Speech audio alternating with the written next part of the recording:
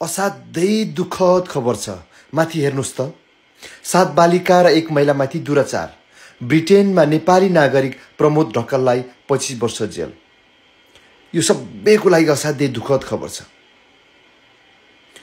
छोरी मान्छेलाई किन जहिले पनि छोरा मान्छेले गिद्धे नजरले हेर्छन्?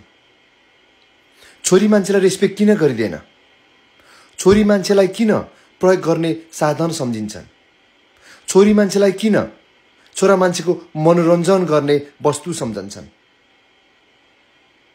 यो असाध्यै चाहिँ नै दुःखद लाग्दो खबर छ। बिचरा ती ससाना बालबालिकाहरूको के दोष थियो?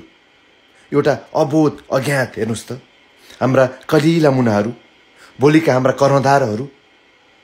अब यी यस्ता क्रियाकलाप, यी यस्ता समाचारले हाम्रा बालबालिकाको मनस्थिति कस्तो होला? हामी सबैले पाठ सिक्न जरुरी छ है। छोरी मान्छेलाई जहिले रेस्पेक्टको धारणाले हेरौँ।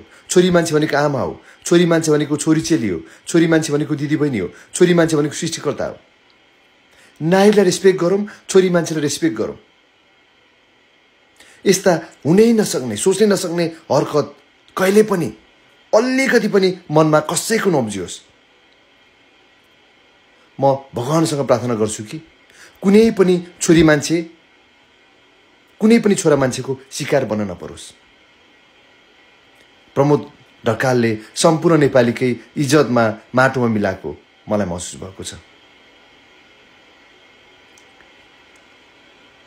युकेमा बस्दै आएका प्रमोद ढकालले एकजना बालिका त अझै 8 वर्षभन्दा मुनिको भन्ने पनि सुनिएको छ। कति निर्दयी मन, कस्तो कालो मन।